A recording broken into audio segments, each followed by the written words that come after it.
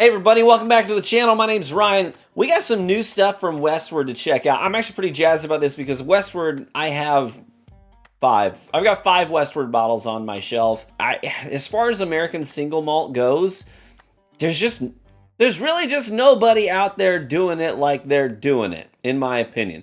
There are some other great American Single Malts, do not get me wrong, but as far as I'm concerned, Westward's probably the best, the cream of the crop, and I've had a lot of really good stuff. I mean, there's like standout bottles, you know what I mean? I got like the Foggy Burl right there from Redwood Empire. There's some standout bottles out there, absolutely, but in terms of like a whole distillery that's crushing it, just collectively crushing it, Westward. So I got 3 things to try tonight. One of them is this bottle here, which is a new release. This is their rum cask finish. Okay, rum cask finish. I like rum. Think rum's really yummy. It's sweet and tropical, so love that. And obviously, that's a great profile to have on an American Single Malt. I just think that those two things would mesh really well.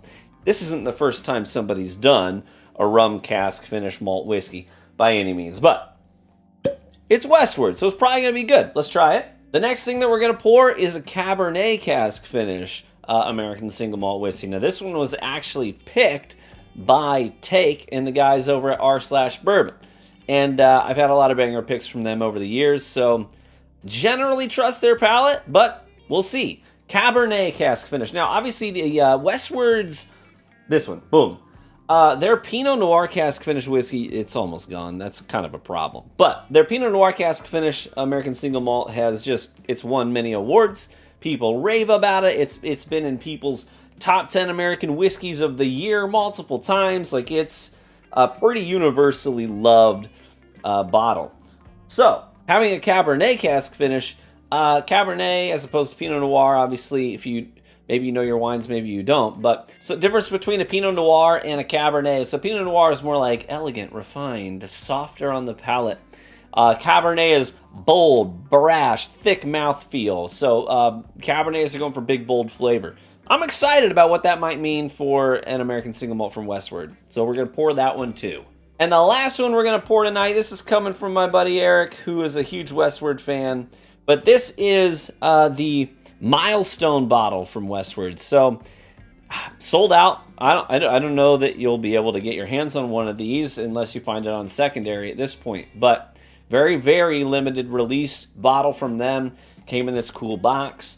And basically what they did is it's celebrating their 2 decades of growth.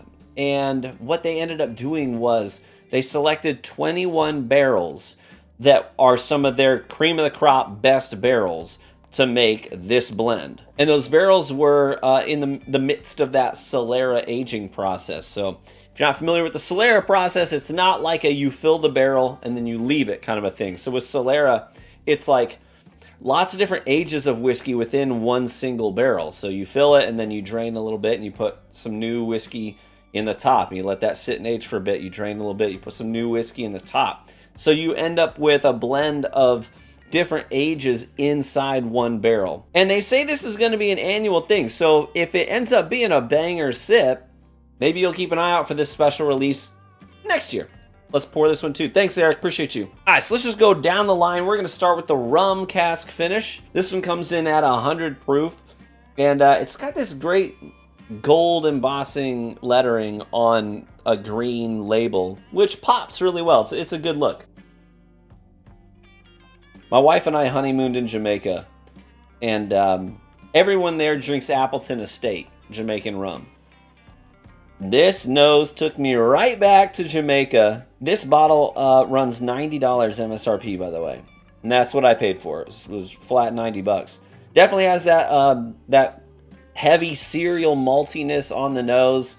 I always think of brand cereal when I smell Westward on the nose, with a light sugar glaze on top of the brand cereal. But yeah, definitely feeling the influence of the rum with thick syrupy sugar cane and molasses on the nose as well. The rum certainly isn't overpowering. You know, it's definitely still an American Single Malt first and foremost. You know, sometimes you have a finished whiskey and it's like the finish is what is the star of the show. I think this is still just going to end up being, on the nose at least, my prediction is just really good American Single Malt whiskey.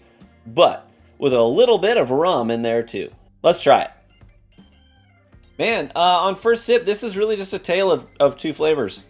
Right up front and center, rum, molasses, sugarcane, slippery and sweet. And then a very rapid transition into the later part of the palate and into the finish, which is just all American Single Malt. Yeah, second sip kind of verifies that for me. I'm going to be honest.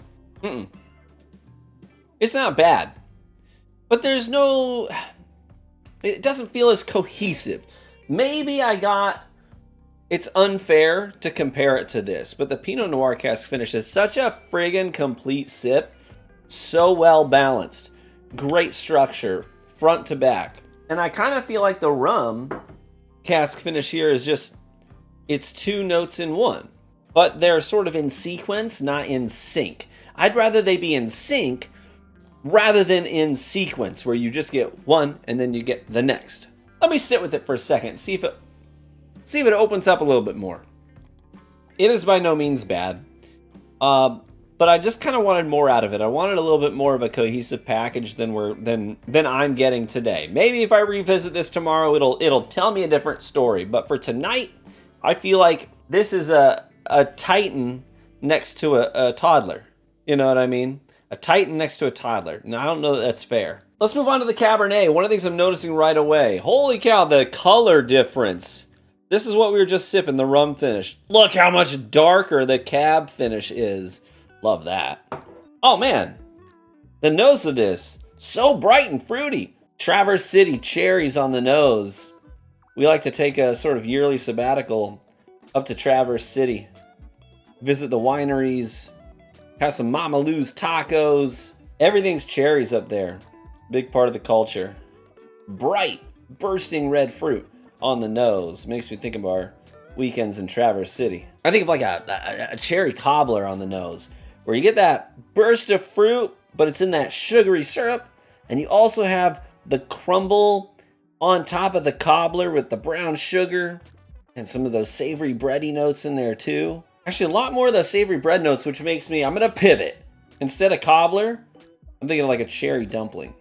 Some great flaky pastry dough and the bright cherry pie filling on the inside. Yeah. That's an accurate description. Okay, the nose on this is setting me up for a sip that might be better than the first one. Let's try it. Come on. Yeah, that's it. So I should note the proof on this. It's hot. So the ABV is 64.88. 129.6. Was my math right in my head? I think it was close. No, it'd be 129.76. Yes. 129.76 on the proof. Yeah, like fresh cherry preserves spread across a just toasted slice of brioche bread. That's where I'm going on the palate here. It is very heavy on the malty side though. So on the nose, I was thinking maybe we're gonna get a ton of sweetness, and it's there. We get that bold cherry flavor, definitely front and center, but I'm also getting a ton of maltiness, which is probably due to the proof point. So this is like an American Single Malt to the core, and the finish is there to sort of enhance it, and I'll beef it up a little bit. But yeah, the Westward distillate is not getting lost in the sauce here with the Cabernet. The Cabernet is just there as a supplementary figure. Woo! I think generally speaking, I still prefer the Pinot Noir cask finish, but part of this is because this is just so palatable. This is more like an experience, right? This is bold, it is brash, which is really in the spirit of a Cabernet. So I respect it, right? At least we're being consistent here. Like, nobody goes with the Cabernet because they're feeling subtle and they want something palatable. You know what I mean? So yeah, I dig that. That's a great take. And the crew, appreciate you guys going out there. It must be really rough going all the way out there West Coast, enjoying the Pacific Northwest, drinking whiskey, having cocktails at the distillery. I saw the pictures. It's a rough life. Thanks for doing that. Last, what have we been working up to? This is going to be a little bit softer on the proof point, and I mean a lot softer. So this is going to be a little bit more of a delicate, refined, elegant sip, I'm assuming. 86 proof, 21 barrels that were selected, Solera aging barrels that were selected out of their warehouse. What they are saying are some of their most prized barrels went into this blend. This is the Westward Milestone Bottle 71, first annual release. The nose makes me think of light honey spread over a saltine cracker.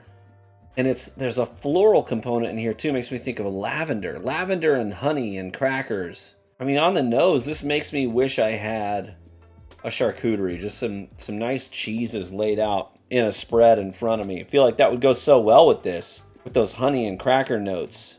And the lavender. Very sweet, very delicate. I think of Honey Nut Cheerios too. All right, let's try it.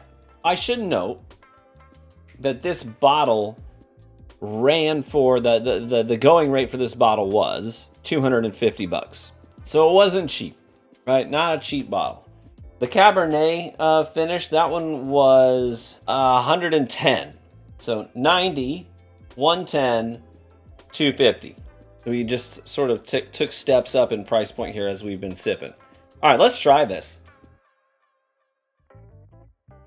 It's so soft, like a marshmallow fluff. You know, honey and biscuits, fresh baked biscuits. The palate of this really, to me, tastes like a merging of two worlds. It tastes like blending American Single Malt, West Coast American Single Malt specifically, with Irish whiskey, because it's got this thick, oily mouthfeel, and it's really just yummy and approachable. And those honey notes especially coming through really strong just make me think of Irish whiskey. Like if Westward and Redbreast did a collaboration, I feel like it would turn out a little something like this. And you know what? I'm here for it. It honestly, late in the palate and on into the finish, it reminds me of the rye chips out of Chex Mix. You know what I mean? A little bit dark and savory and malty. Yeah. I'm surprised for it being 86 proof, that it's that slippery, oily. Yeah, that's really tasty. I like that a lot. Thanks so much, Eric, for sharing that with me, because that's a pretty special bottle. So if I had to pick which one of these tonight I enjoyed the most, man, it's tough, because I think that each one of them had their own value. I think the rum cask finish is probably my last place. It just didn't stand out enough to me as a cohesive unit, as something that it's achieved a good balance. But I really like the brash, in-your-face Cabernet cask finish that's super hot on the palate, unabashedly a Northwest American single malt with tons of cherry fruit packed in there too. But then on the flip side of it, this special release bottle, the Milestone Bottle, brought such a delicate balance and delivered a sip that I think was really elegant and refined. But look at me. I am not elegant and refined. It's just not me. While I really appreciated that sip, I think my favorite one is the brash Cabernet cask finish. I think that's the one. If I could keep just one of them on my shelf, that'd be the one. Hey, what have you had from Westward? Have you had anything from them yet? And if you have, what's been your favorite bottle so far that you've had from them? I've had most everything. I've had their traditional single malt. I've had their stout cask finish. I've had the cask strength single malt, a Pinot Noir cask finish, Cabernet, rum, the Milestone Bottle now. We've been through the rounds, so I know there's some other stuff of theirs that I haven't had yet that's a little bit more niche, but I've had all their core releases for sure. Very impressed with them and what they're doing, and I will continue to keep my eye on Westward, and you probably should too. Thanks so much for watching the video today. I really appreciate it. If you're not new to the channel, but you haven't subscribed yet, hey, would you consider hitting the subscribe button? We'd love to see you around more often, and feel free to get involved in our Discord. Links in the description, totally free. We just like to hang out, chat, swap stories, bottle recommendations, all that kind of stuff. We'd love to see you there. Big shout out to my Patreon supporters for funding the bottles I get to pick up and review here on the channel. We got some cool bottles coming in because of your support. Very excited to get my hands on them. Cheers, my friends. May you live richly and get better with age. And I hope to catch you in the next one. Bye-bye.